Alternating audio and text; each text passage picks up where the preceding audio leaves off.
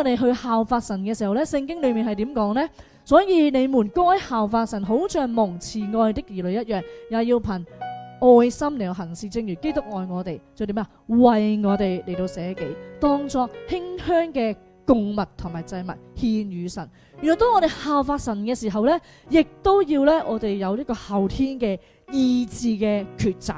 係啦，我哋願唔願意嚟到捨己，願唔願意成為呢個馨香嘅供物同埋祭物呢？就係佢願意為我哋嚟到捨己，耶穌願意嘅嚟到為我哋嘅罪徹底死喺十字架上面，呢一個就係捨己。捨己嘅原文就講緊將我交俾人，將自己嚟到交俾人，任人去支配，係啦，出發點唔係睇我哋，而係為對方嘅緣故，係啦，咁所以唔會係自私啦，亦都係會係支出去啦，係唔會求回報啦咁樣。咁我哋作為主嘅門徒，當我哋話我哋要效法神啊，該效法神，即係應該、必須、理所當然咁樣去效法神。我哋學神嘅時候，我哋都要學習捨了自己，捨了呢一份嘅安舒，捨棄呢一份嘅喜好，去到為別人嘅緣故，我哋甘願嘅嚟到擺上犧牲，供物同埋祭物咧都可以分享下。供物就係講緊我哋獻一啲嘢咧俾上帝嘅。喺舊約嘅裏面咧就有初熟嘅果子啦，呢啲就係供物啦咁樣。咁頭先講咗呢個供物，祭物係乜嘢咧？祭物就係講緊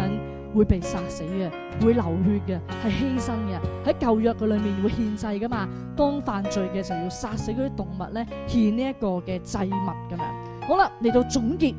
我哋學習順服上帝嘅旨意，去到接管呢個天國嘅基業。讓我哋能夠被塑造，能夠有神嘅性情，讓神親自嘅嚟到陶造我哋。俾我哋喺呢個世代嘅裏面，同唔同嘅邪從私欲，係啦，或者我哋自己嘅血氣，我哋嘅老我，甚至一啲嘅罪惡嚟到爭戰，嚟到即係讓上帝嘅話語嚟到勉勵我哋，提醒我哋要憑愛心嚟到行事，因為呢一切都係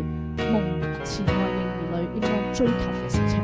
亦都當我哋話去效法神，去講緊我哋模仿學習，特別今日嘅題目學神，亦都讓我哋有一個意願，有一個意志，我哋嚟到學習，嚟到捨己，嚟到獻祭，讓我哋每一個在座嘅弟兄姊妹都成為上帝喜悅馨香嘅供物同埋祭物獻俾神。我哋甘心樂意放棄我哋嘅金錢、時間、才幹，甚至我哋全人成為活祭。